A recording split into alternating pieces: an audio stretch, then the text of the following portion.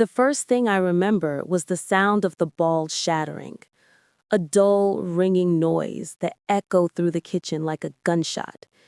My hands were still trembling when the soup splashed across the floor, and before I could even take a breath to apologize, his foot came flying toward me. The kick hit my ribs so hard that the air burst out of my lungs, and I collapsed against the counter, my palms slipping on the spilled soup. My son, my own flesh and blood, stood over me, his face twisted with disgust. "You can't even add salt?" he spat, voice sharp and venomous. "You're completely useless." For a moment, I thought he would stop there, that maybe he'd realize what he was doing. But he didn't.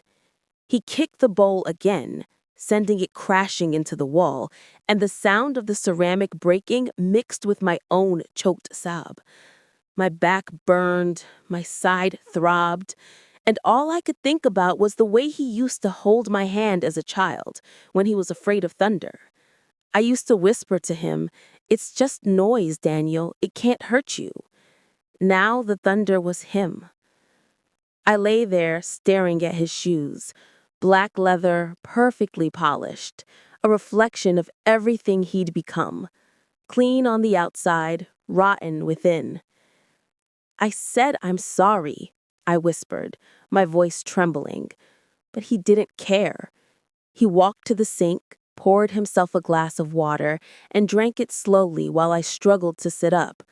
Then, without looking at me, he said, "If you can't even cook properly, maybe you should stop pretending to be useful." He left the glass on the counter, water dripping from its edge, and walked out of the kitchen. I stayed there for a long time, unable to move, listening to the faint sound of his footsteps fading down the hallway. The house was silent again, but not peaceful. The kind of silence that screams louder than any argument. My body hurt, but my heart hurt more. I looked around the kitchen. Every corner of it was filled with memories of a time when this was a place of love. The wooden table where we'd once played board games, the refrigerator covered in Daniel's childhood drawings, the chipped teacup I'd kept for decades because it was his father's favorite. Everything felt like a lie now, a museum of things that didn't mean anything anymore. I crawled to the corner, pressing my hand to my ribs. It felt bruised, maybe cracked. I reached for a towel to wipe the soup from the floor, and as I did, I caught my reflection in the oven door. My face was red, streaked with tears, a small cut on my lip. I didn't recognize the woman staring back at me. She looked like someone who'd lost everything, but was still too stubborn to die. I tried to tell myself it was just one moment of anger, that Daniel was stressed, that he'd apologize later. But deep down I knew this wasn't the first time he'd raised his voice. It was just the first time he'd raised his foot. As I cleaned the mess, I could hear him laughing in his room, talking on the phone, his tone completely normal, as if nothing had happened. He had a meeting tomorrow, something important about a client. He always said his job was stressful, that I didn't understand how hard life was. But what about me? Did he forget how I worked 3 jobs when his father died just to keep him in school? Did he forget the nights I stayed up awake sewing his uniforms because we couldn't afford new ones? No, he hadn't forgotten. He just didn't care anymore. When I finally managed to stand, I turned off the kitchen light and went to my room.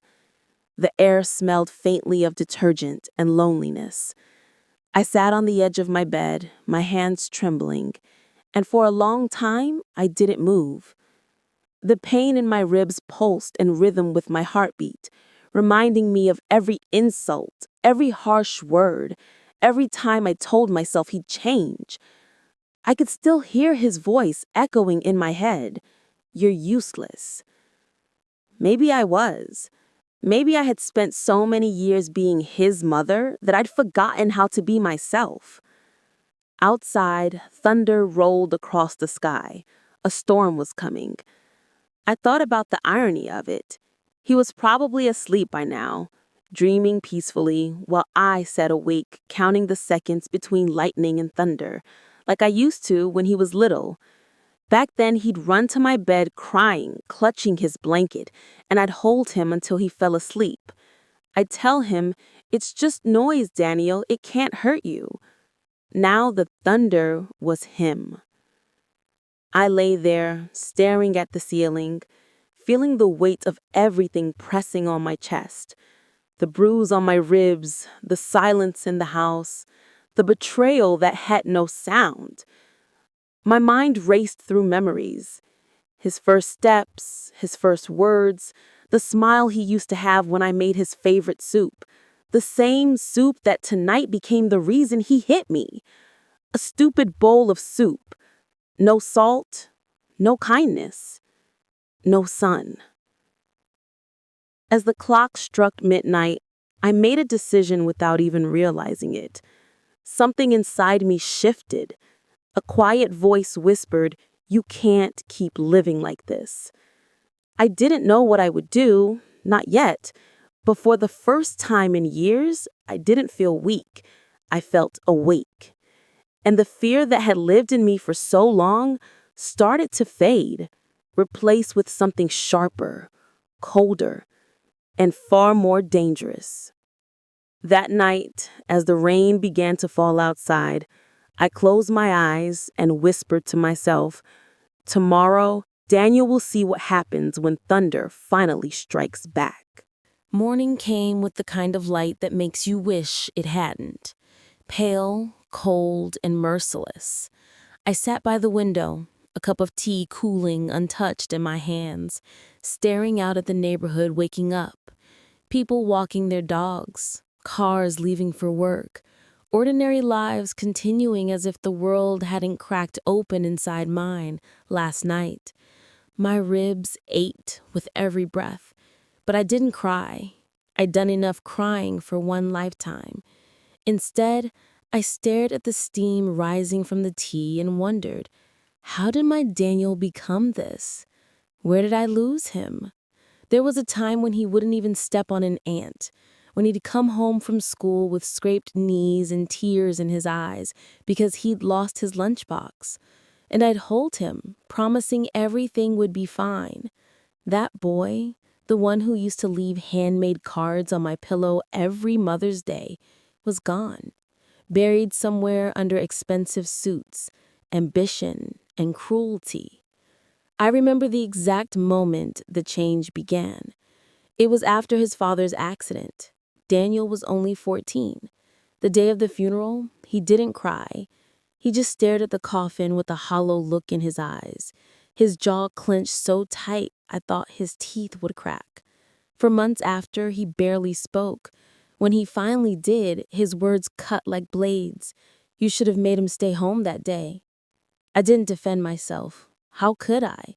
His father died driving to work because I told him we needed the overtime pay to cover Daniel's tuition. That guilt became the ghost that lived in our house. Daniel grew quieter, colder. He started coming home late, his school bag smelling of cigarettes and cheap perfume. I'd ask, "Where have you been?" And he'd answer with silence, or worse, a smirk. At first, I blamed grief. Then, when I found the empty wallet in my drawer and the missing watch from his father's chest, I blamed myself. Maybe I hadn't loved him enough. Maybe I'd loved him too much. Every slap he gave me later felt like punishment for something I'd done long ago, something I couldn't undo. When Daniel turned 18, he left home for college. For a while, I thought distance would heal us both. He called every few weeks, his voice brisk and polite, always ending the conversation with, "I'll send you money when I can, Mom." I didn't care about the money. I cared about hearing the warmth in his tone, but it was never there. And then the call stopped altogether. For 3 years, nothing. No visits, no letters. I used to light a candle every night praying he was safe, that some part of him still remembered me. Then one morning, out of nowhere, he appeared at the door, wearing a designer jacket, holding car keys, and smiling like a stranger who happened to know my name. He said he'd become successful in real estate, that he wanted me to move in with him so I wouldn't be alone. I thought maybe, just maybe, this was a new beginning. He kissed my forehead, called me mom again, and for a fleeting moment, I believed him. The house he brought me to was huge. Marble floors, glass walls, expensive art I didn't understand. He said, "This is your home now." And for a while, I tried to believe it. I cooked, cleaned, and took care of everything just to show him I was grateful. But slowly, small things began to change. He started correcting the way I spoke when his friends came over. "Don't say that, Mom. It sounds uneducated." He'd hand me lists of chores, the same way a boss gives a maid her schedule. The love I thought I saw in his eyes turned out to be pity, or maybe power. I noticed the first bruise 2 months after I moved in. It wasn't from him, not directly. I was carrying a tray of drinks during one of his business dinners, and my hand slipped. The glass shattered, spilling wine across the tablecloth. His eyes turned to steel. He didn't say a word, but that silence was worse than shouting. Later, when the guests left, he grabbed my wrist and hissed, "Do you know how much that dinner cost me?" I tried to apologize, but he shoved me backward into the kitchen counter. The edge dug into my back. He stared at me for a long time, breathing hard, and then just walked away. That night, I realized something terrifying. He wasn't my son anymore. He was someone wearing his face. Every day after that, I lived carefully, like walking on broken glass. Breakfast at 7 o'clock sharp, coffee black, 2 sugars for him, no mistakes. If the eggs were too runny, I'd hear it. If the toast was too dark, I'd feel it. Sometimes he'd smile in front of others, pat my shoulder, and say, "My mother takes good care of me." The perfect son. But behind closed doors, that smile disappeared. It wasn't until I saw his reflection one night in the kitchen mirror, eyes cold, jaw tight, that I realized what he really saw when he looked at me. Not a mother, but an inconvenience. There were moments, though, when I thought I saw a flicker of the old Daniel, like the night he came home drunk, muttering about how no one respected him at work. I helped him to bed, wiped his forehead with a damp towel, and he murmured, "Thanks, Mom." Just 2 words, but they felt like sunlight through a crack in a wall. I wanted to believe that meant something, but the next morning, he didn't remember. He never did. The warmth I felt vanished the moment he ordered breakfast, scolding me because the coffee wasn't hot enough. So when he kicked me last night, when that bowl of soup shattered, it wasn't really the first blow. It was just the loudest one. Years of small cruelties had built up to that moment, and I finally saw the truth I'd been avoiding. Daniel didn't love me. He didn't even see me. He saw a shadow from his past, a woman who reminded him of everything weak and helpless inside himself. And when he hurt me, it was because he wanted to kill that weakness once and for all. As the morning light poured across the kitchen tiles, I pressed my hand to my ribs again and whispered, "You used to be my miracle, Daniel." The words hung in the air like a ghost, unanswered, but somewhere beneath the pain, something else began to stir, a whisper of resolute, quiet, but sharp. I didn't know what I'd do yet, but for the first time in years, I felt something other than fear. I felt purpose. And purpose, I realized, can be far more dangerous than anger. For the next few days, I moved like a ghost inside my own house, every step calculated, every word measured. Daniel left early each morning, his cologne lingering in the hallway long after the door slammed shut. That sound, the metallic echo of the lock, was my cue to breathe again. Only then could I let my shoulders drop, unclench my fists, and finally exhale. I cleaned the blood stain from the floor near the table where the soup bowl had broken. scrubbing until my fingers went numb. I didn't want to leave a single trace of the violence, not for him, not for me. The house sparkled, but it felt emptier than ever, like a museum of pain curated by silence. At night, I'd hear his footsteps above my room, pacing back and forth. He didn't sleep much anymore.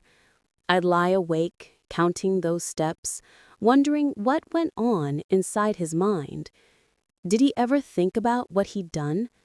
Did guilt even exist in him anymore? Or had he buried it somewhere too deep to reach? I used to believe monsters were born in dark alleys or prisons, but now I knew better. They were born in bedrooms, raised on broken promises, fed by the absence of love. One evening, while folding his shirts in the laundry room, I found something strange. A flash drive, tucked into the pocket of his jacket. It was small, silver, and unmarked. I almost put it back, but something in my gut told me not to. That instinct, the one I'd ignored for years, suddenly screamed at me to look. I waited until he left for work the next morning, then plugged it into his laptop. My hands trembled as the screen lit up. There were dozens of folders, each labeled with initials and dates. I clicked one at random. Inside were scanned documents, contracts, property deeds, and bank transfers. The amounts were massive. Some of the signatures were blurred, others forged. I scrolled faster, my heartbeat thundering. He wasn't just successful, he was laundering money. The realization hit me like a storm. My son wasn't a businessman, he was a criminal. I felt sick, the kind of sickness that starts deep in your bones and works its way up. Suddenly, everything made sense. The expensive house, the late nights, the constant calls from unknown numbers. But what terrified me most wasn't his crimes. It was that I didn't even feel surprised. Somewhere inside, I'd always known the darkness in him was leading somewhere. I just didn't know it would lead here. I backed away from the laptop, heart pounding, and stared at the screen as if it might explode. Then, a new email popped up, automatically refreshing. The subject line made my blood run cold. "We need the money by Friday. No more delays." The sender's name was hidden behind a string of numbers, but the message was clear. He was in trouble. Dangerous trouble. I unplugged the drive, slid it into my apron pocket, and stared at my reflection in the dark screen. The woman looking back wasn't the same one who used to cry quietly after being shouted at. Her eyes were sharper now, colder. That night, I made dinner like always, pot roast, mashed potatoes, and a bowl of soup, this time salted perfectly. Daniel came home late, reeking of whiskey and stress. He didn't speak as he ate, just chewed mechanically, scrolling through his phone. When he finally looked up, his gaze landed on me. "What?" he said flatly. "Nothing," I whispered. "Just making sure you like the food." He grunted, setting the spoon down. "You learn fast when it hurts, don't you?" The words were like acid, but I didn't flinch. Instead, I smiled, a small, fragile smile that hid the storm brewing inside me. "Yes," I said softly, "I learn fast." He didn't notice the double meaning. He never did. After he went upstairs, I sat alone in the dim kitchen, staring at the flickering bulb above me. The flash drive was in my pocket, pressing against my thigh like a secret heartbeat. For hours, I've thought about what to do. Go to the police? Impossible. If they found out I'd been living under the same roof, they'd assume I was part of it. Confront him? That would only end one way, with more bruises, maybe worse. No, I had to be smarter, patient. I needed to understand who he was dealing with before I made a move. Over the next few days, I became an observer, a shadow. I memorized the names he mentioned on the phone: Marcus, Gray, the buyer. I noted the times he left, the briefcases he carried, the calls that made his tone shift from arrogant to afraid. Every detail was a piece of a puzzle I hadn't seen the full picture of, but I could feel something closing in, something big. One afternoon, he left his office door slightly open while arguing on a call. I crept closer, heart pounding, listening. "I told you you'll get it by Friday. No, I don't care how you do it. Just make sure the files are erased. If this leaks, we're both dead." The call ended with the sound of glass shattering. I flinched, then peeked through the doorway. He was standing by the window, his reflection fractured in the shards of the broken tumbler at his feet. His hands were shaking. For the first time, I saw something resembling fear in his eyes. Not for me, not for guilt, but for himself. Whatever mess he was in, it was far bigger than I had imagined. That night, as he slept, I slipped quietly into his office again. I didn't touch the computer this time. Instead, I opened the desk drawer.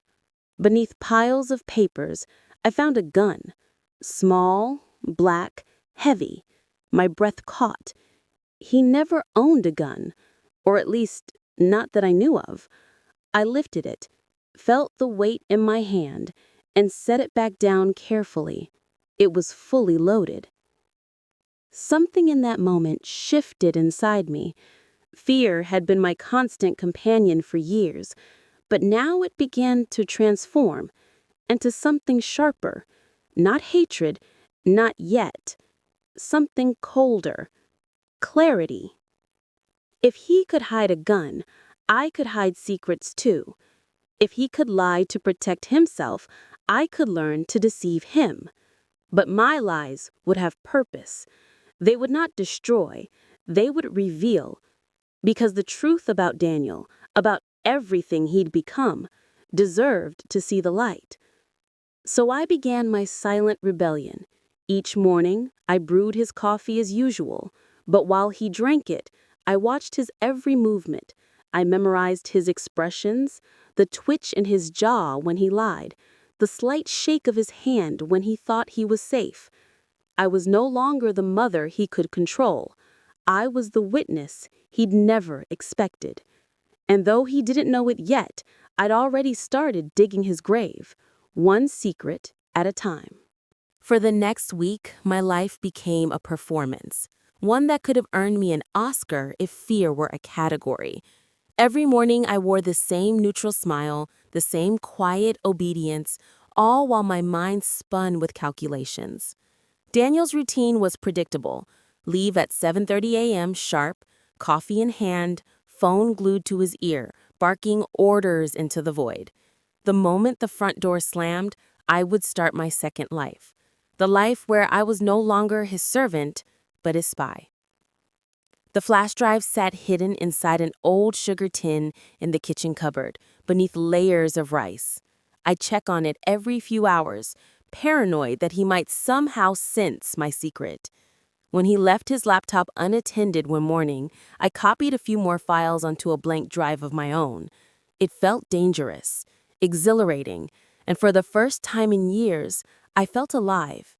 Not safe, but awake. What I found was worse than I had imagined. There were encrypted folders labeled with names: Rothwell Holdings, JM Imports, DC Logistics. Each name was tied to accounts offshore, millions moving through fake companies. I barely understood the details, but I knew this wasn't ordinary business. These were shell corporations, money laundering at an international level. And Daniel wasn't just a pawn. He was orchestrating it. My son wasn't a victim of greed. He was its author. But one name stood out among the chaos: Marcus Gray. It appeared again and again in the emails and transaction logs. The tone in the messages was always the same: authoritative, impatient, commanding. Marcus was giving orders, and Daniel was following them. That alone told me everything I needed to know about who held real power. Curiosity turned to obsession. I started tracking their calls by watching Daniel's phone reflections in mirrors or glass surfaces whenever I served him tea. I'd catch glimpses of message previews, short, cold instructions like "deliver tonight" or "meet 10 p.m. old warehouse." Each fragment painted a picture of something darker, something criminal beyond imagination. Then came the night that changed everything. It was Thursday.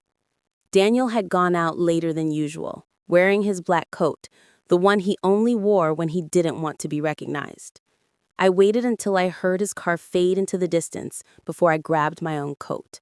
My hands shook as I took the spare keys from the drawer. I wasn't sure what I was doing, only that I couldn't stop myself. I followed him. The air outside was thick with fog, swallowing the streetlights and muffling sound. His car's taillights glowed like distant eyes, cutting through the mist. I stayed far behind, heart pounding with every turn. He drove toward the industrial district, an area filled with old factories and half-abandoned warehouses. Finally, he stopped at a metal building with broken windows and graffiti-stained walls, the kind of place where bad things happened quietly. I parked a block away and crept closer on foot, my breath visible in the cold air.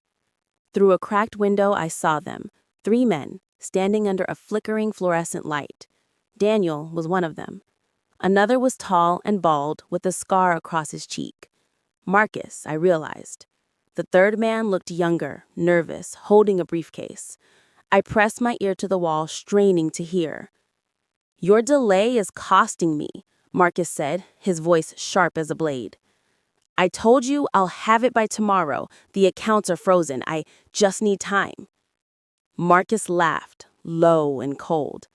"Time's expensive, and I'm done giving it for free." There was a sound, metal scraping against concrete, a gun being drawn. My heart stopped. Daniel's voice trembled. "Please, I'll fix it. Just one more day." Marcus sighed. "Then you better pray, Daniel, because if I don't see results by tomorrow night, I'll collect in other ways." They shook hands, but it wasn't friendly. It was an unspoken deal with death. As they left, I ducked behind a dumpster, trembling. The wind carried fragments of their conversation, but one line carved itself into my memory forever. "No witnesses next time." When Daniel drove off, I stayed there for a long time, frozen, my mind replaying every second. My son wasn't just a criminal. He was trapped, owned by something far more dangerous than himself. And now I had seen too much. I got home just before he did. He walked in, smelling of smoke and fear. His eyes darted to me, searching for something. Did he know I'd followed him? My pulse raced. "You're still awake?" he asked, hanging his coat. "I couldn't sleep," I said softly. "Too quiet." He stared at me for a few seconds longer than usual, then nodded. "Yeah," he murmured, almost to himself. "Sometimes the quiet's worse than the noise." Then he went upstairs. The moment I heard his door close, I broke down. Not from fear, but from rage. How had I raised a man capable of such evil? How had love turned into this monster? But buried beneath the pain was something new: resolve. I wasn't going to call the police, not yet. The police couldn't protect me from people like Marcus. No. If I wanted to survive this, I needed leverage. I needed to make myself useful. The next morning, I played my part again. I served breakfast with a smile. I asked him about work, his tone, his meetings, and while he talked, I took mental notes. He mentioned Marcus once, dismissively, saying he was just a partner, but the twitch in his jaw betrayed him. I knew I was walking on a knife's edge. One wrong look and he'd sense everything. That night I began writing everything down. Dates, names, times, addresses. I hid the notes inside the lining of an old coat in the attic. If anything happened to me, I wanted someone, anyone, to find them. But fate has a cruel way of rewarding courage. The following evening, Daniel came home earlier than expected. I didn't hear his car, didn't hear his footsteps until it was too late. He stood behind me in the doorway, his eyes dark, his expression unreadable. "What's this?" he said, holding up the flash drive I'd hidden in the sugar tin. For a second, the world stopped turning. I couldn't speak, couldn't breathe. His voice dropped, calm and quiet, the way storms sound before they destroy everything. "You've been snooping, haven't you?" My lips trembled, but I forced my voice steady. "I was cleaning. It fell out of your pocket." "Liar!" he hissed, slamming his hand on the table. The sound echoed like a gunshot. "You think I don't notice when things are moved?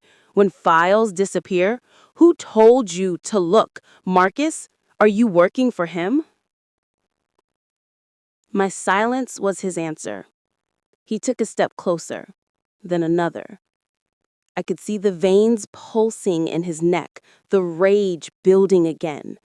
But before he could strike, I said something that stopped him cold.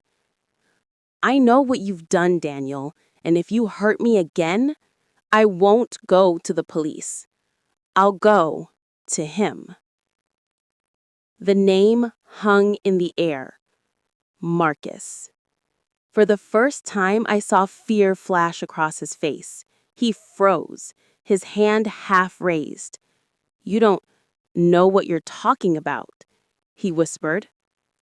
"Maybe not, but I know enough to end you." He didn't speak after that.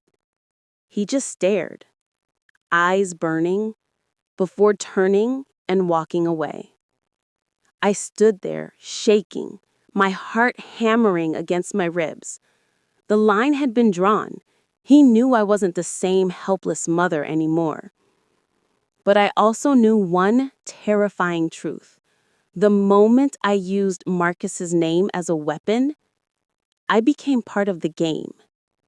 And in games like this, there are no safe players, only survivors. That night, sleep refused to come. Every time I closed my eyes, I saw Daniel's face, his cold stare when he found the flash drive, the flicker of fear when I mentioned Marcus's name. It played in my mind like an unfinished symphony, one note missing. What comes next? The moonlight crawled across my bedroom floor, silver and silent, as I lay there, staring at the ceiling, realizing something profound. I wasn't powerless anymore. Fear was a weapon too, and now, for once, I held it. Morning came cloaked in stillness. Daniel avoided me entirely. He grabbed his briefcase and left without a word. But the slam of the front door felt different this time. Not dominance, distraction. He was rattled. I watched him from the window as he got into his car, his hands trembling slightly on the steering wheel. That was the first time I had seen him unsure. It felt liberating. I made myself a cup of tea, sat at the table, and began to plan. Every great act of vengeance, I thought, begins with patience and information. I needed to turn his own sins into my protection. If Marcus was the man pulling Daniel's strings, then Marcus was the key to everything. But how does a 60-year-old woman reach a man like that? One who operates in the shadows, one who sees people like me as invisible. Then I remembered the email. "We need the money by Friday, no more delays." That deadline hadn't vanished. Marcus would reach out again, and this time, I intended to be the one who answered. I went to Daniel's office after he left, careful to step only where I knew the floor wouldn't creak. His laptop was password protected now, but his phone wasn't. He was arrogant that way, trusting his mother's ignorance.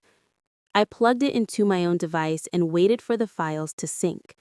When the data appeared, I scanned his messages. My heart pounded as I found Marcus's name again, this time in encrypted form. M. Gray. The last message read, "Meet confirmed. No mistakes this time." I copied the number, memorized it, then deleted the trace. That afternoon, I bought a cheap, disposable phone from a convenience store downtown. I sat in the car outside, hands shaking, and typed out a message. "This is Daniel's associate. He's being watched. I have information you'll want. Meet me tonight. Alone." I hit send before I could lose my nerve. The hours that followed were the longest of my life. I spent them pacing the kitchen, wiping clean counters that were already spotless, checking the clock every few minutes. When the reply finally came, I nearly dropped the phone. "Midnight. Pier 7.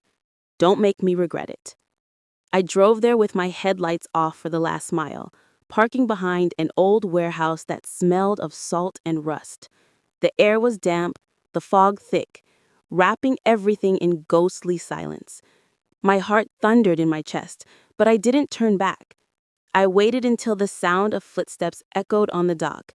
Measured, confident, male. A figure appeared through the fog. Marcus Gray. His coat was long and dark, his expression unreadable under the flickering light. He stopped a few feet away, eyeing me like a puzzle he didn't remember owning. "You're not Daniel," he said. "No," I replied quietly. "I'm his mother."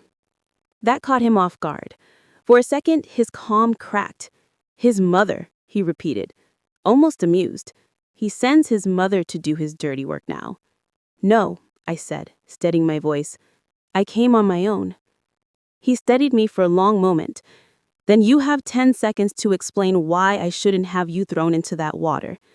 "Because," I said, pulling the flash drive from my pocket, "this holds everything you need to destroy Daniel and everything you need to protect yourself." His eyes narrowed, interest replacing threat. He stepped closer, his voice dropping low. "You have guts. I'll give you that. But guts get people killed. I've been dying slowly for years. At least this way, I choose how it ends." That made him smile, cold, genuine. He took the drive from my hand and turned it over under the light. "What's your price?" "Protection. From him." "And what makes you think I'd protect you?" "Because you don't trust him," I said simply. "And now he doesn't trust me either. That makes us both inconvenient. But if you protect me, I can give you more. Documents, access, passwords, everything he's hiding." He stared at me for what felt like an eternity, then finally nodded. "You've got 2 days. If you're lying, I'll make sure they never find what's left of you."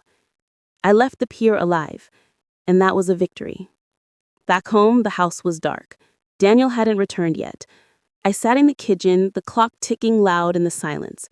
Every creak of the floorboards made my heart lurch. Every car passing outside felt like the beginning of something terrible. But deep down, I knew what I had done was right. I had just turned his own demons into my allies. When Daniel finally came home, it was near dawn. His face looked pale, drawn, eyes bloodshot. "You've been up all night?" he asked. "Yes," I said, sipping cold tea. "I couldn't sleep." He looked at me for a long time, then smiled, tired, bitter. Neither could I. He didn't notice the faint trace of seawater on the hem of my coat. He didn't see the shift in my eyes, the quiet fire that now lived there.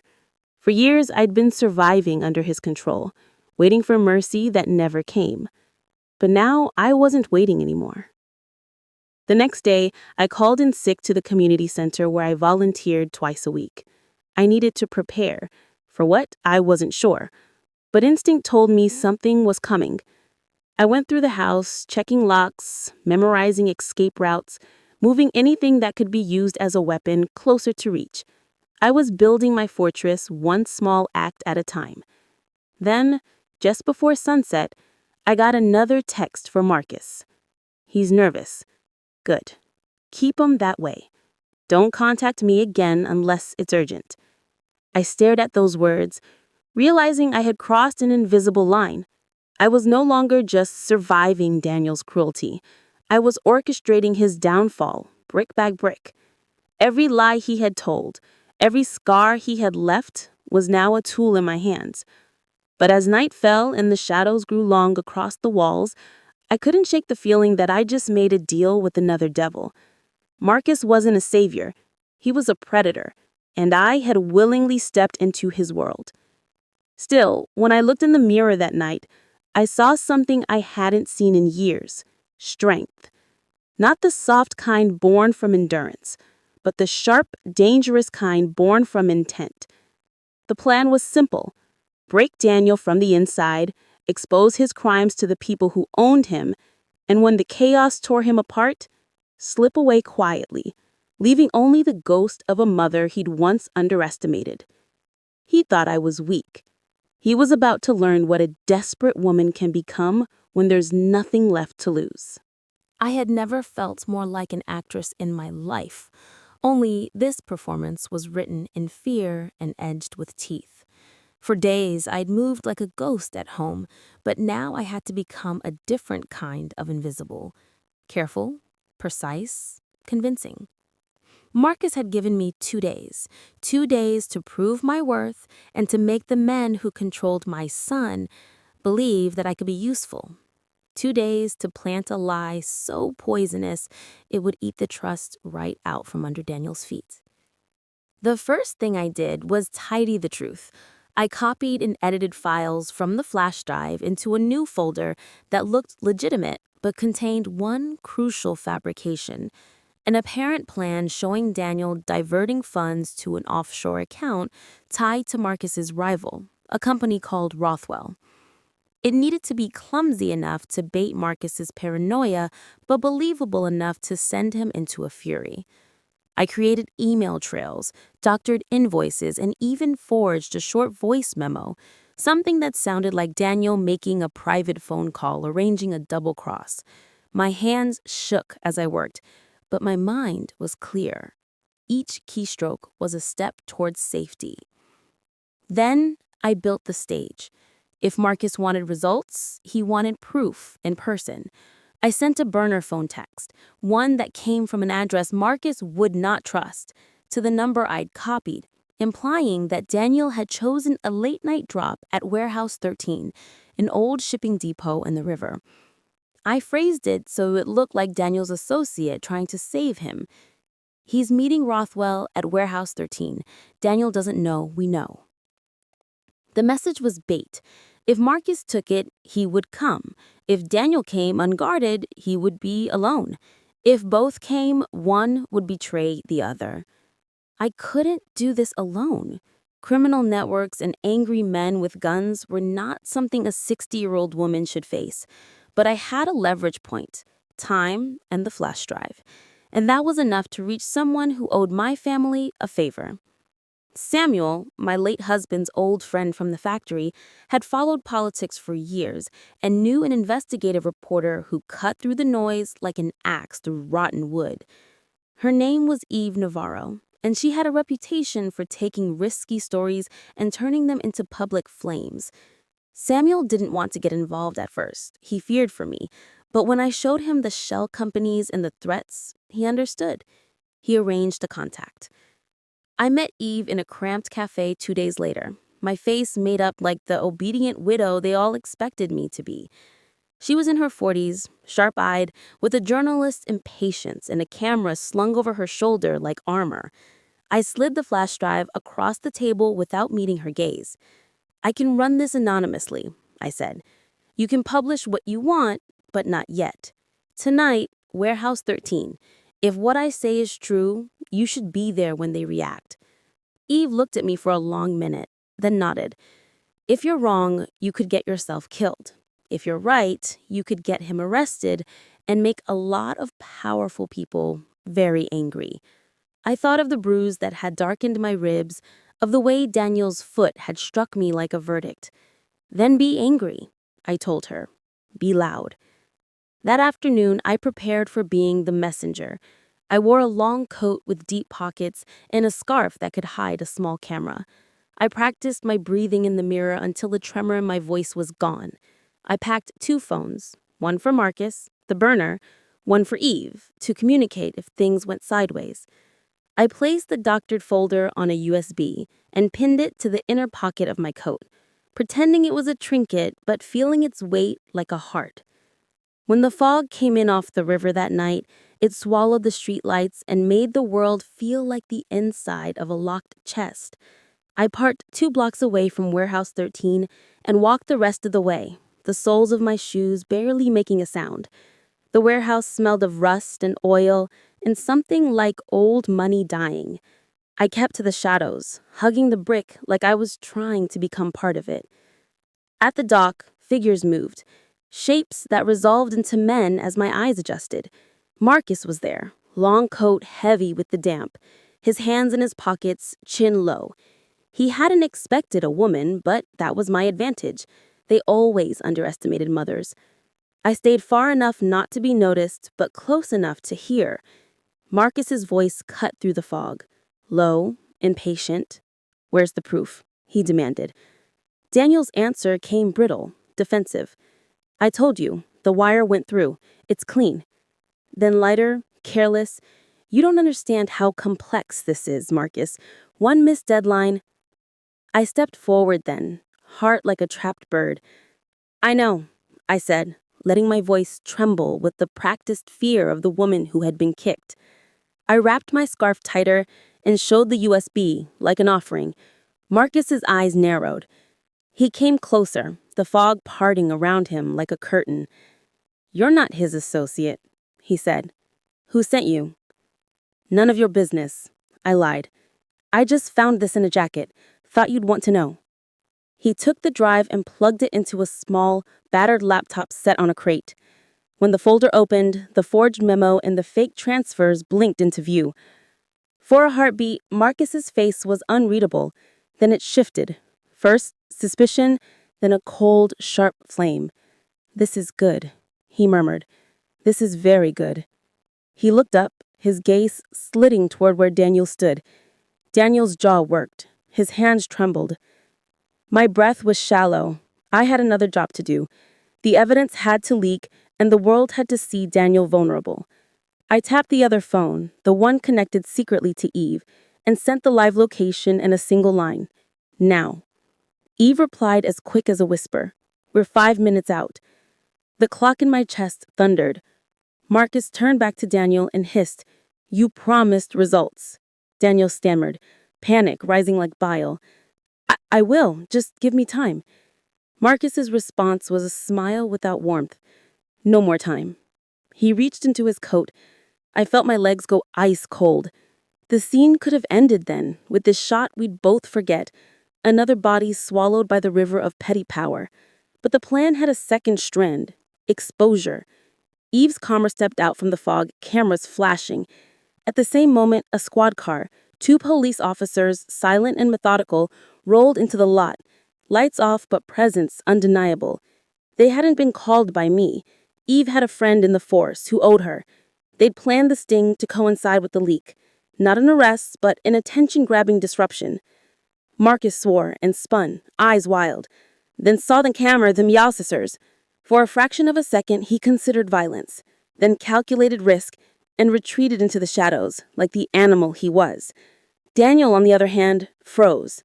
The cameras caught everything.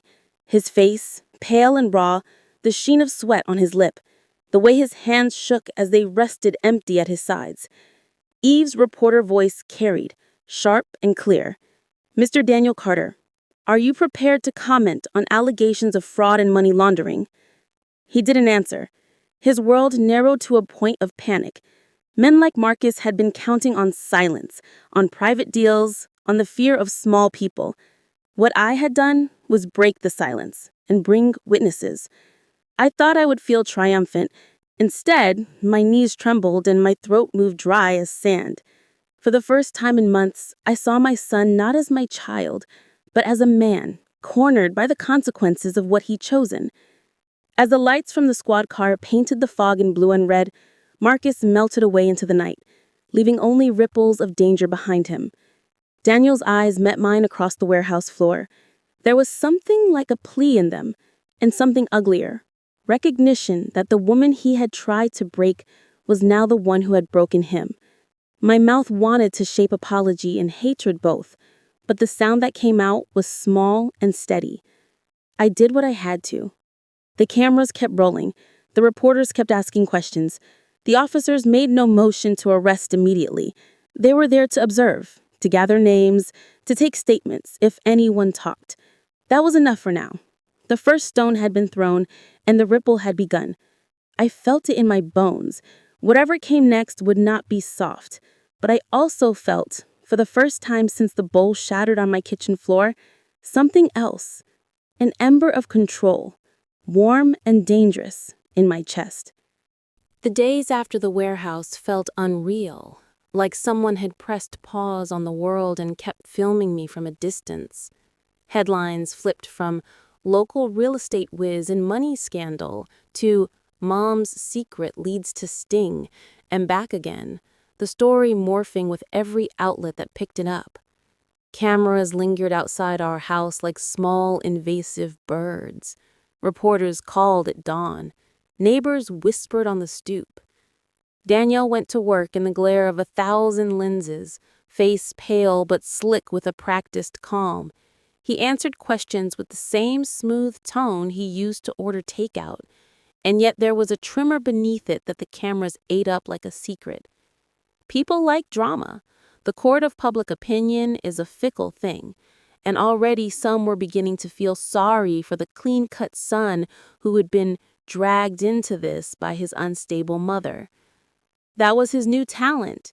He learned how to look victimized in the moment it suited him. I watched him from the kitchen window as he smoked a cigarette beneath the porch light, hands moving slow and deliberate. He stared at the house as if measuring it, measuring me.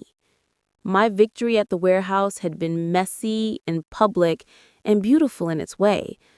But the real war was only beginning. Men like Marcus retreated to plan. Men like Daniel, cornered, sharpened into predators. I had thrown the first stone, yes, but he was not a man who crumbled easily. He adapted, he lied, he made people believe what he needed them to. The first blowback came subtle and poisonous. A small, anonymous tip to the tax office alleged irregularities in the way I had withdrawn pension funds years ago. Someone had called the bank and requested copies of recent transactions. Someone had been careful enough to redact details that would expose the real thieves. Overnight, my name was being used as evidence of embezzlement. The police came with polite faces and questions that felt like knives. "Ma'am, we need you to come down to the station for a statement." The word statement sounded different when it came from men wearing badges. It sounded like suspicion, not concern. They sat me in a cold interview room under a fluorescent light and asked me to explain transfers I had never made. Daniel watched from the corner of the station like a statue carved of marble and malice. He feigned worry, fingers steepled, and told the officers that he'd noticed discrepancies when he'd been given access to manage my accounts. To protect me, he said. His words were honeyed poison. "I took over because she was having trouble," he told them, voice soft. "I was trying to keep things organized." He looked at me with that practiced son expression, and the officers nodded as if seeing the whole story through his eyes. I could feel panic crawling up my spine like cold ants, but the months of preparation, of learning where to hide, whom to trust, how to manufacture calm, kept me steady. Samuel sat in the waiting room like a guardian with worried eyes. Eve paced outside the station, phone to her ear. I had friends now who were real and dangerous on my behalf. When the police wanted to take my phone, I handed it over without a tremor and watched them scroll through messages as if seeing a foreign land. I had backups, copies of files hidden away in places only I and Samuel knew. That was crucial. Always assume the enemy can reach into your pockets. Always assume he will. But Daniel's counterattack was more than just paperwork. He used a narrative that people understood. A worried son cleaning up for his mother, a filial duty turned to suspicion, and media loves a queen narrative. He gave interviews in which he spoke about responsibility and helping my aging mother, and how the stress had been tearing him apart. He held my hand in public photos and smiled like a man redeeming himself. The image spread faster than any document I could show. People wanted to root for the son. It was a cruel inversion. The abuser playing the protector, the intimidated mother portrayed as unreliable. But there was one thing Daniel hadn't counted on: my stubbornness at keeping a record of his truth.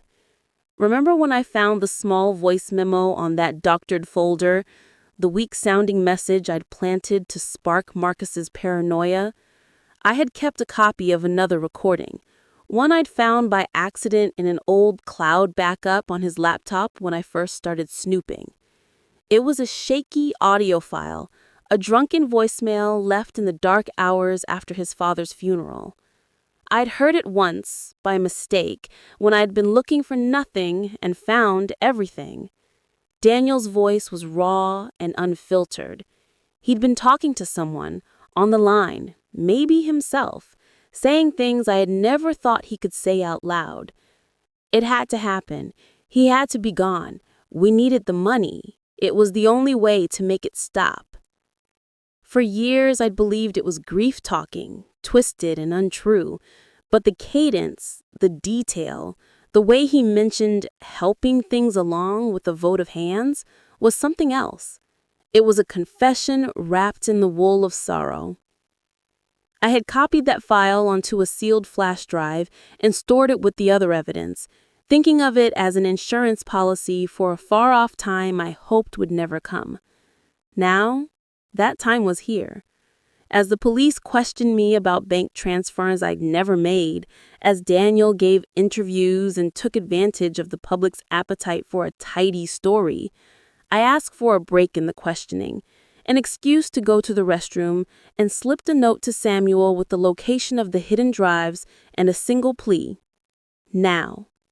He read the note, nodded like a man who understood the weight of the world, and ducked out into the fluorescent-lit hallway. Eve was ready. She'd used the time while I'd been under the harsh light to reach a judge and a lawyer and a friend in the crime unit who owed her for a favor. Her contact had stood by the evidence I'd given her and prepared a subpoena to retrieve certain files under the tax investigation they'd opened. It was audacious and dangerous, a legal squeeze on Daniel at the very moment he was trying to build public sympathy. The law can move slowly, but it moves differently when someone high profile is involved. When the officers returned, hands full of printed statements and timestamps, the room seemed suddenly colder. Samuel came in carrying the sealed envelope I'd marked years ago. Eve followed, breathless. She placed a small black device on the table and pushed a copy of the voicemail across the metal surface, the edges of the paper trembling. The lead detective raised an eyebrow and inserted the drive into a laptop. Daniel's voice filled the room, unvarnished and raw, speaking words that made the air feel heavy. It had to happen. He had to be gone. We needed the money. It was the only way to make it stop. Daniel's face drained of color as the playback looped, the sound of his own admissions snaring him like a net. He began to stammer, then to sputter. He started, but the words died in his mouth. Cameras outside the station registered the tension. A dozen reporters surged forward like hungry birds when they smelled meat.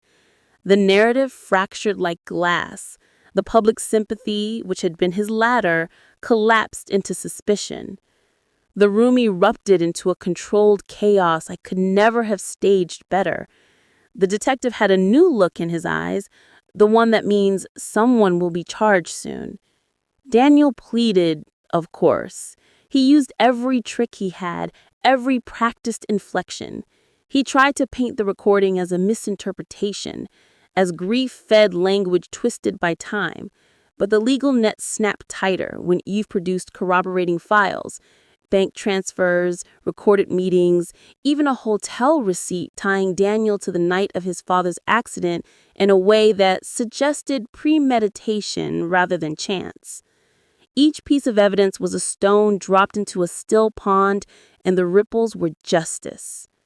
As they led him out in cuffs, yes, cuffs, the cameras flashed unstoppably. He looked at me with an expression I'd never seen before. Animal panic edged with a loss of entitlement.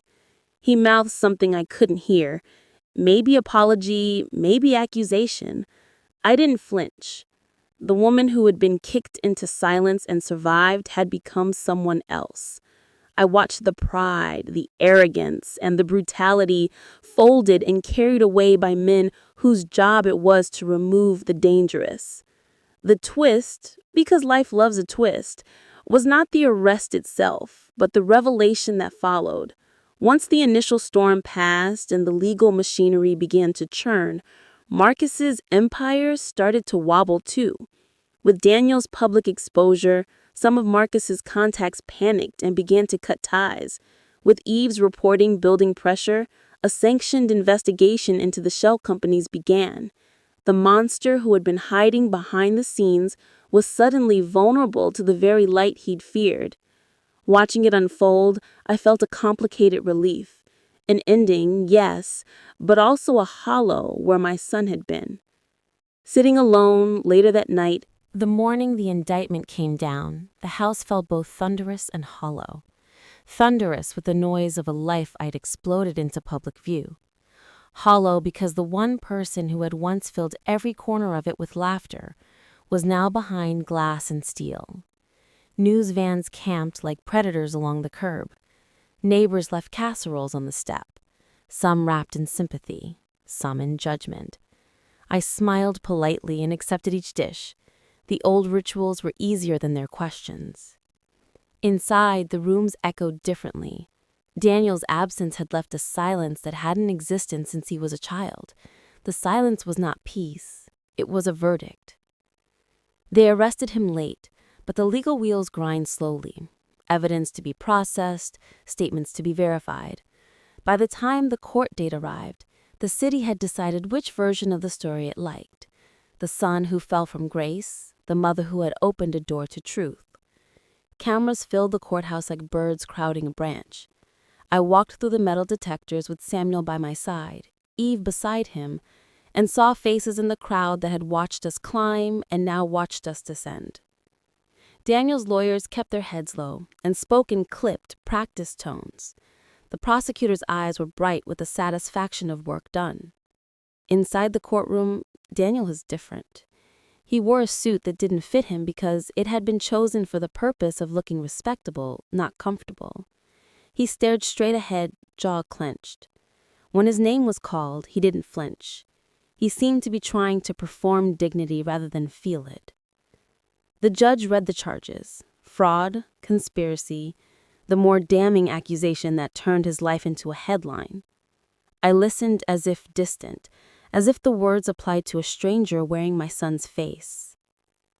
When the prosecution played the voicemail, it hit the room like a physical thing. The audio washed over us, the sound of his voice admitting what only I had suspected and recorded years ago. His shoulders sagged, a neighbor gasped. He looked at me then, and I saw everything in his eyes. Anger, betrayal, the loss of entitlement that had kept him safe for years. He mouthed something intelligible. Maybe apology, maybe curse. I couldn't say which, and I didn't try to. After the hearing, reporters swarmed. They shouted questions I didn't answer. My silence was its own language now, louder than any lie I could have told. When Daniel was led past us in handcuffs, his gaze sliced across my face, and for a moment I thought he would lunge, would strike, would reclaim himself by force. But instead he kept walking, eyes hollow, the man who used to take my hand for reassurance, now made of someone else's sin. The fall was complete. But the true confrontation was not legal. It happened later in the dark safety of an interview room where the police had agreed to let me record a formal statement for the investigators who'd been moved by Eve's reporting. The detective who sat across from me was steady, a man who had seen too many stories twist into monstrous shapes. He put the recorder on the table and asked me to tell him everything, from the first bruise to the email that had named Marcus. My voice was steady. I relayed dates, names, details. I told him about Warehouse 13, about the burner phones, about the gun I had found in Daniel's desk. I did not tell him about Marcus's threat at the pier. Some deals require shadows, to remain in the dark until the right light strike. When it came to the night of the soup, I described it plainly. The bowl, the kick, the way my ribs hurt for days. I told him about the makeup, the way Daniel bought the expensive foundation to cover what he'd done, and the way the wife, Savannah, whose name had poisoned my mouth with sweetness, kept smiling in public. I told the detective how betrayal can feel like a physical wound, and how it had opened something in me that would not close until I acted. I expected anger, the detective said quietly, but not this precision. How did you do it? I was tired of being afraid, so I learned to be dangerous in ways that mattered. I made enemies of men who had already made enemies of themselves. I watched the man consider this, the way a chess player considers a sacrifice. He nodded slowly. You did well, but people aren't always grateful for being saved from themselves. After the statement, the detective escorted me back to the holding area where Daniel was allowed to see family for a few minutes before being processed into custody. When he walked in, the air between us felt electric, thick with history and wrath and the small bitter ash of what had been.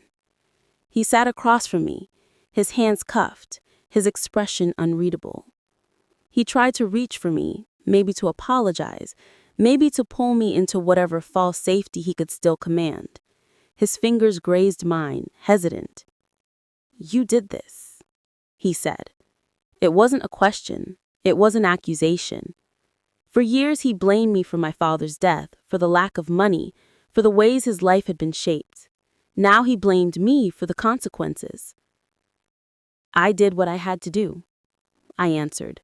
My voice surprised me, hard, not the quivering thing it had been.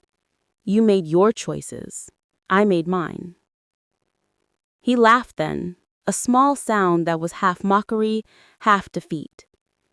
You always thought you were better than everyone, didn't you? Even when you were nothing. His words were old, dated from a time when he could hurt me with words and I would accept them. Now they sounded thin. You were never my purpose, I said. Taking care of you was my choice, not my debt. You forgot that. The cuffs clicked as he shifted in his seat. He looked at me like a man who'd mislaid his map. He tried to bargain in those minutes, pleading that I'd go to the judge, that I'd tell them the whole story was a mistake. I told him calmly that I had already told enough truth for the law to do its work. I would not hide behind silence anymore. He watched the resolve in my face like something that could be extinguished by a look, but there was no fear there to use. He had taken that away from me years ago. When the visit ended and they took him away, his last look was a mixture of longing and fury. I watched until the door closed and the heavy nettle reverberated down the hall. For a moment I felt a grief so sharp it was almost physical, not for the son I'd lost, but for the life I'd once imagined would be ours. Then the grief passed because there was work to do. Legal proceedings to follow, threats to manage, and the knowledge that the men around Marcus wouldn't vanish quietly. Justice, when it comes like a storm, doesn't only wash away the guilty, it wakes up other beasts who will look for their own survival. That night I sat at the kitchen table and looked at the place where the bowl had broken. The pattern of cracks in the ceramic looked like a map. I traced it with my finger and thought of all the ways a life can be splintered and then pieced back together. The house was quieter than it had been in years, and in that space I could hear the sound of rain again, soft, steady, like a metronome keeping time for whatever might come next. There was one final thing to do. I called Savannah, not to gloat, not to mock, but to tell her plainly what I'd seen.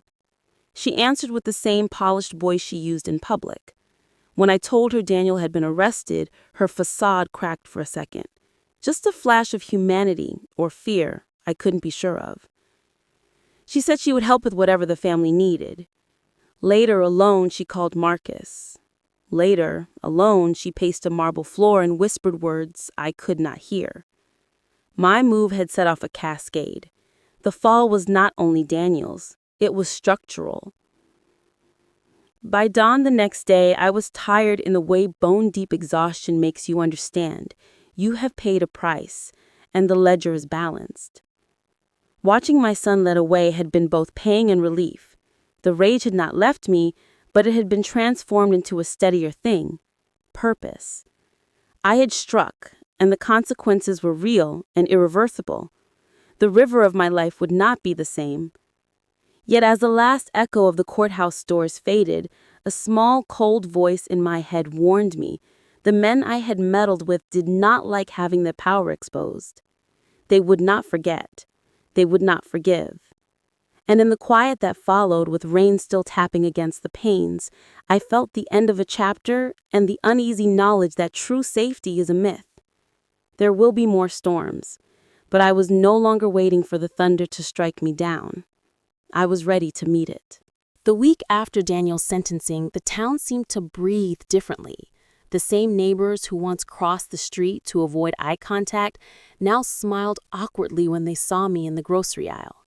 Some whispered kind things, others whispered crueler ones, but I had long since learned that whispers lose their power when you no longer care who hears them. The house, though quiet, wasn't silent anymore. It had a pulse again, like the walls were exhaling after holding their breath for too many years. But beneath that calm rhythm, something darker still stirred, a vibration I could feel in the soles of my feet whenever I walked past the old study window, the kind of vibration that means unfinished business. Marcus had vanished after the warehouse debacle, but men like him never truly disappear. They simply slip into deeper shadows, waiting for someone else to pay their debts. And Daniel, for all his arrogance, had owed him a mountain. The money, the files, the half-completed schemes, those didn't evaporate when the police took him away. They left a vacuum, and vacuums in criminal worlds attract danger the way rot attracts flies.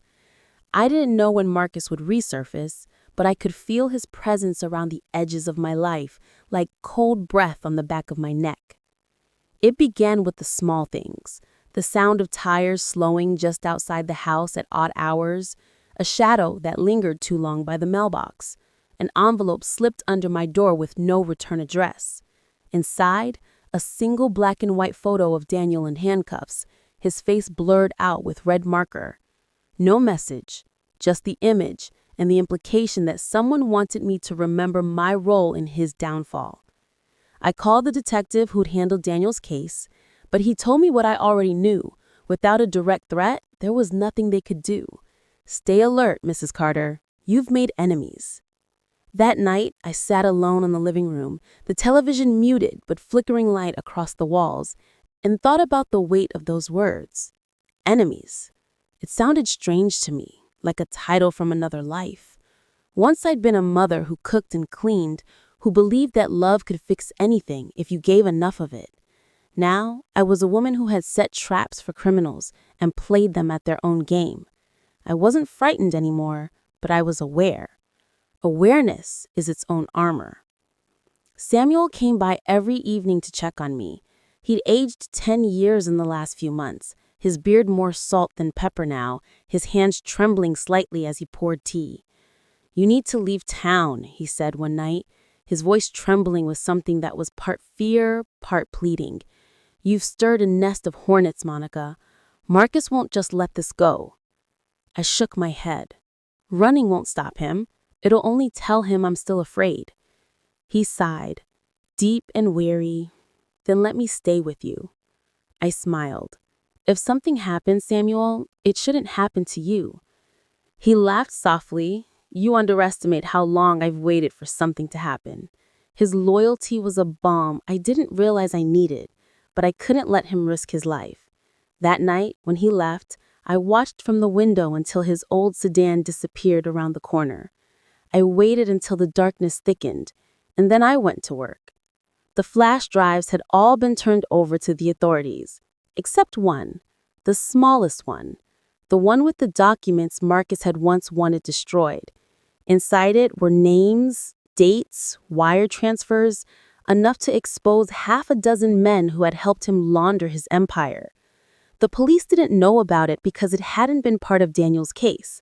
I'd held onto it for insurance, not realizing then that it would become my only weapon left.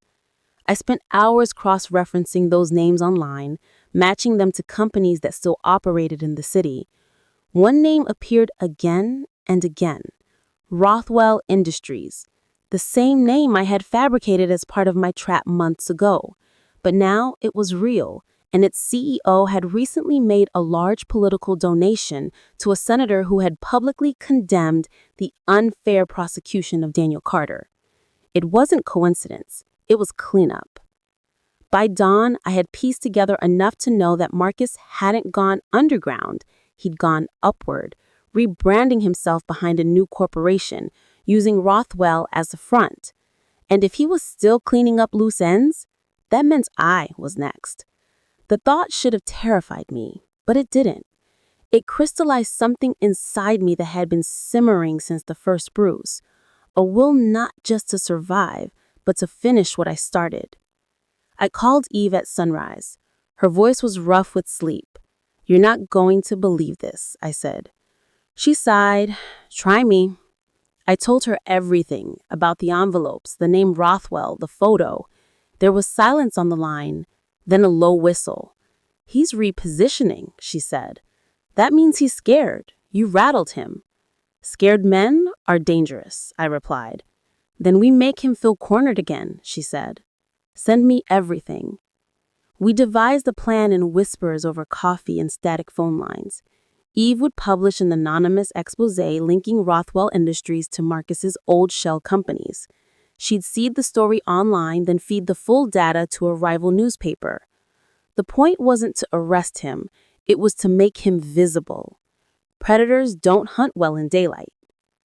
That night, I stayed awake, watching the rain smear the streetlights across the window.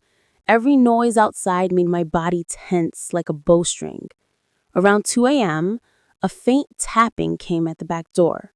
Soft, deliberate. I stood motionless. A shadow moved behind the frosted glass. My fingers found the phone, but I didn't call anyone. Instead, I switched on the porch light. The shadow flinched and disappeared into the darkness.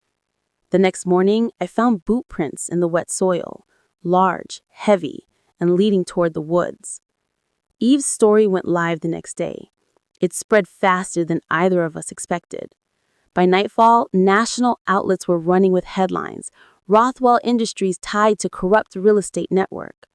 Marcus's name wasn't in the first reports, but anyone who had ever dealt with him knew what it meant. By morning, his accounts began freezing. His partners started denying connections. The network was unraveling. But Marcus wasn't the kind of man to die quietly. That evening, as I sat on the porch with the blanket around my shoulders, a car stopped at the end of the driveway. The engine idled, then cut off. My heartbeat slowed to a predator's rhythm. A door opened, then closed. Footsteps on gravel. A man's silhouette approached, tall, slow, deliberate. When he stepped into the light, I recognized him instantly, even with the years carved into his face. Marcus. Older now, gaunter, but with the same cruel steadiness in his eyes. He smiled, a small, humorless thing. "You made quite a mess," he said. His voice was almost gentle. "Your son never learned when to stop. But you've got potential."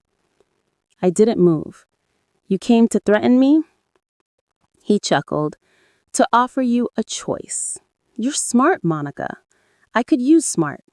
Help me clean this up and you walk away with enough money to live out your quiet little life. Or," He let the word hang like smoke. Or you can keep playing hero and you'll end up in obituary no one believes. I looked at him for a long time, memorizing every detail of the man who had turned my son into something monstrous. Then I reached for the phone in my pocket and hit play.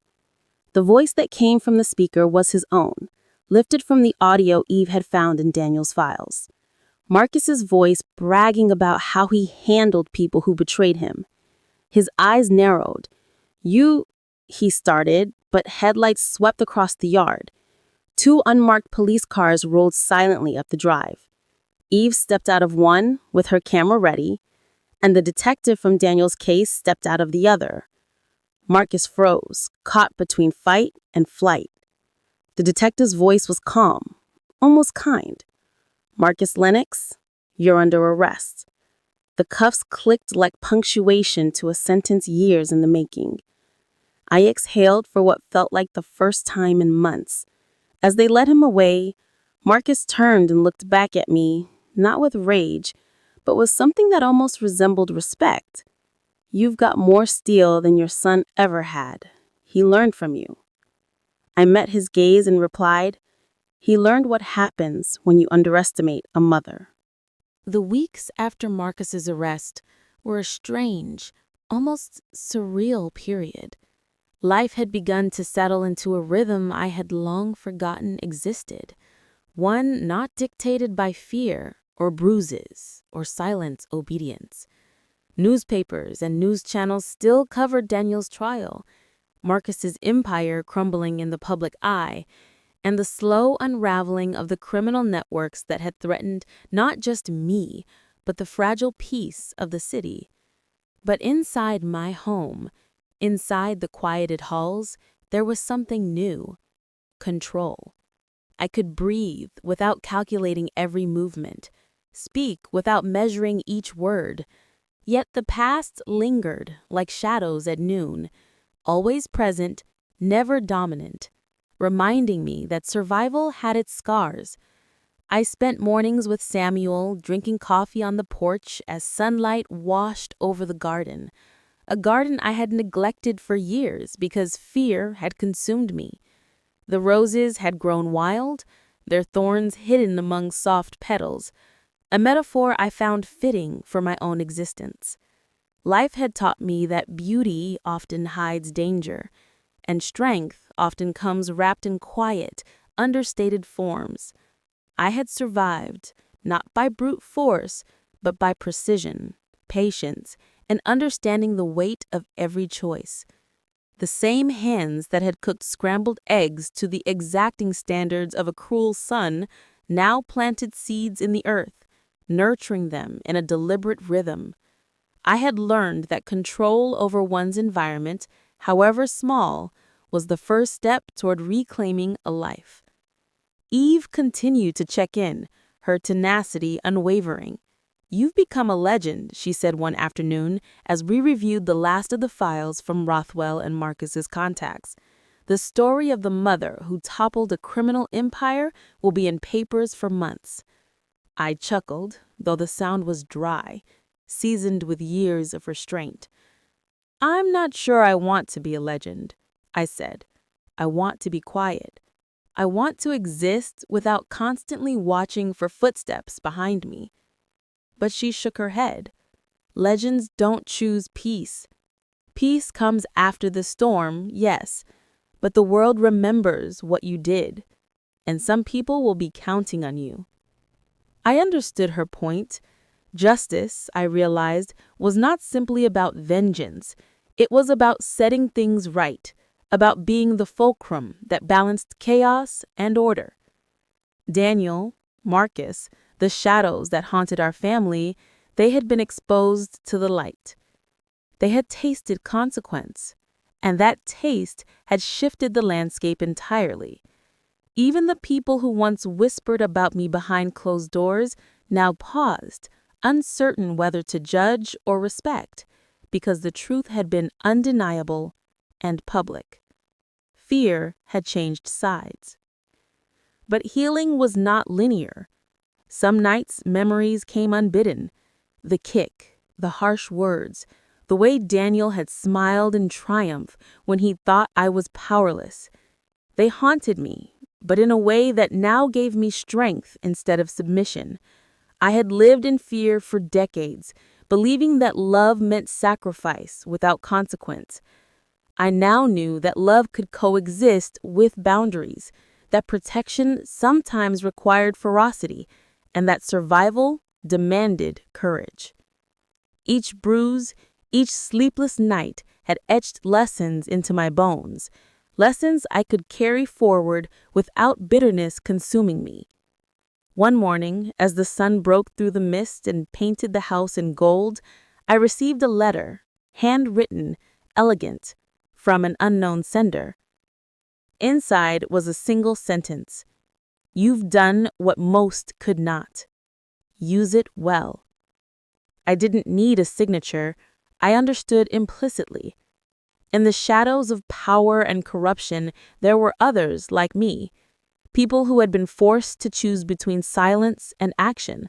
I felt a kinship across the unseen network of lives shaped by threats, courage, and cunning.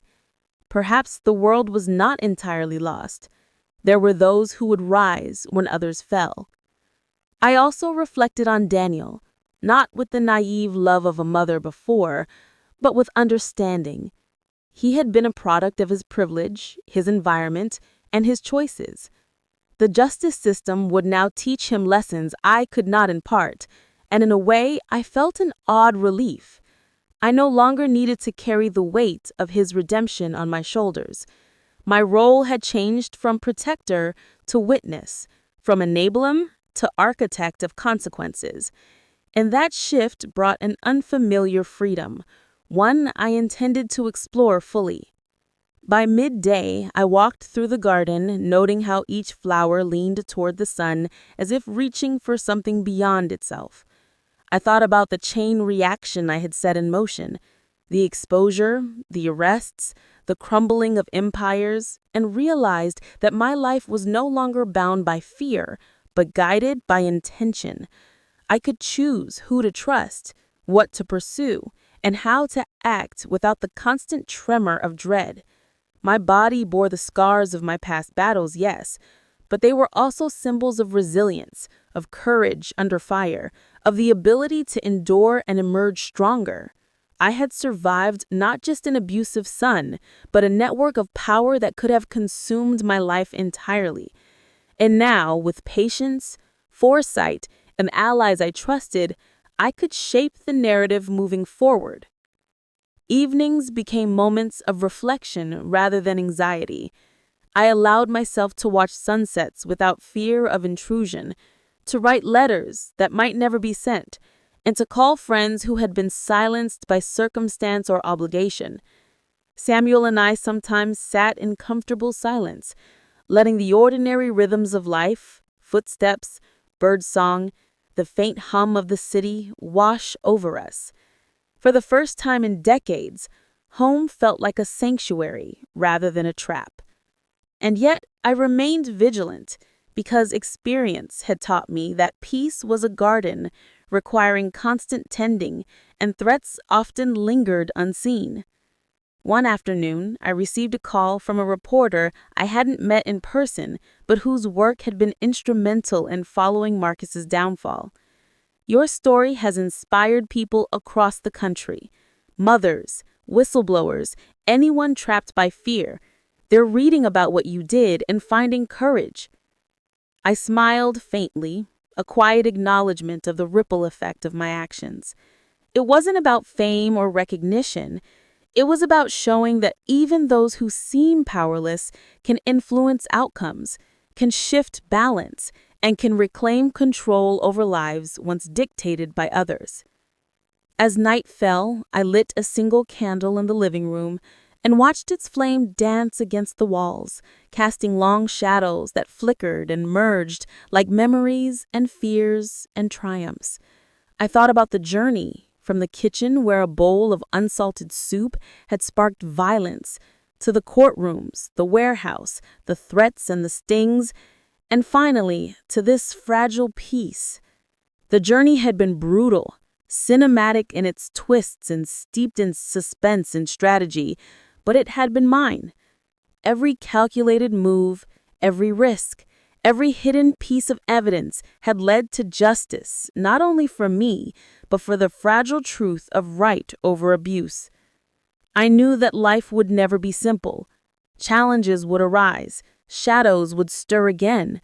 But in that room, with the candlelight flickering and the rain tapping against the window, I felt something rare and profound, a sense of control, of triumph, of a life reclaimed.